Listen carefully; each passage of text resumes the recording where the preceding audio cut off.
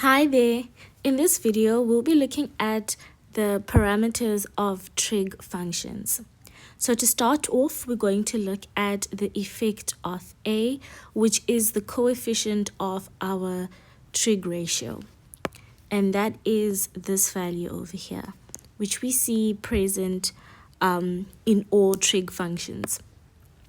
So the effect of that A is that, let me change colors, it causes a vertical stretch, or it can also cause reflection. So it can cause a vertical stretch or reflection. So what do we mean by vertical stretch? Well, let's use an example of the sine graph. So let's use y is equal to negative sine x. So over here, we can see that a is equal to -1. So because it is -1, it is going to cause a reflection in the x-axis. And let me draw a sketch so that you guys can see what that would look like. So the standard graph of sine x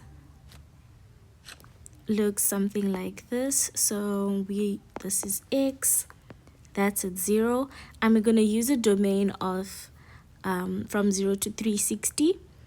So this is 360, complete the y. This is +1 and this is -1.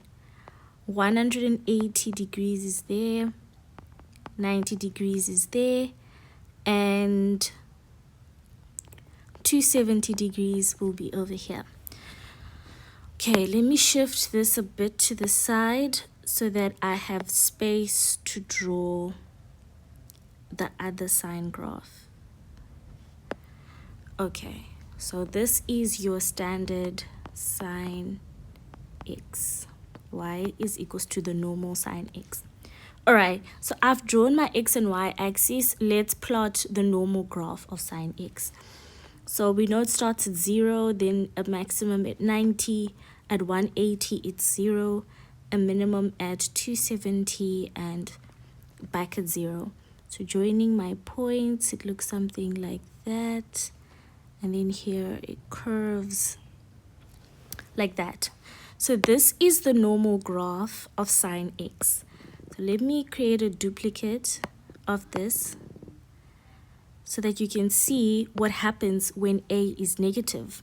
So now we're going to convert this to negative sine x.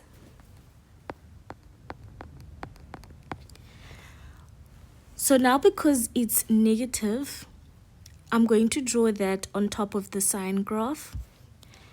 What this means is that our y values are all going to be multiplied by -1, meaning that if at 0 we were at 0, we remain at 0.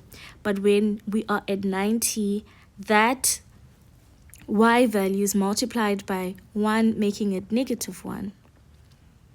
And when x is 180, it's at 0, so that's not affected. At 270, we're at -1. Multiply that by another -1, you get a +1. And then at 360, we're at 0, so that's not affected.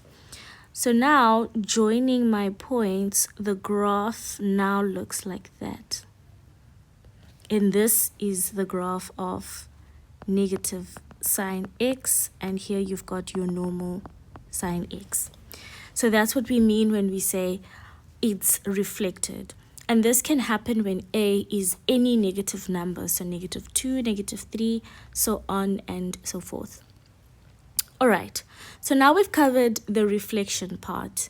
Let's look at what happens with this vertical stretch that I mentioned over there. So let's go back to blue. And we're going to use another example.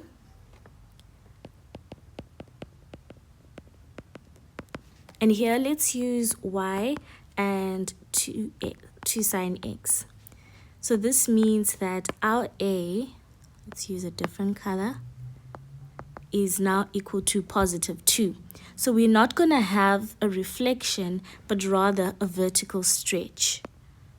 So a vertical stretch.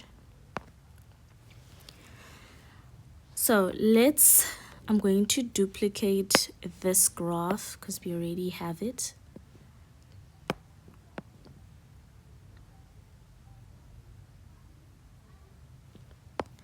So with the normal sine graph, you see that the maximum is at 1. So this is your maximum. And your minimum is down here at -1. And that's your minimum. But now with this vertical stretch where we have multiplied sine x by 2, what this means for our y values is that they are also going to be multiplied by 2. Let me duplicate this. And then I can draw the stretched graph right on top. I think I can use a bright orange. So that means at 0, 0 multiplied by 2, that's still just 0. But 1 multiplied by 2, whoops, that eraser is too big. Let's erase those minimums. So 1 multiplied by 2 now becomes 2. So let's say 2 is there on our axis. So that means here the maximum moves up to 2. Here it remains y being 0. Here the minimum goes down to -2 because it's 2 times -1. And then at 360 it's 0, so that still remains like that. So now that vertical stretch makes our graph to look like this, where you can visibly see that it has been stretched out. Now this orange graph is the graph of 2 sine x. And the same thing can happen to the graph of cos x. So to summarize, in this video we're looking at the effects of A, which is the coefficient of our trig ratio. And you see that it can either cause a vertical stretch, like what we see down here, or it can cause it to be reflected, and that occurs when A is a negative number. All right, and that's it for the effect of A on our trig function.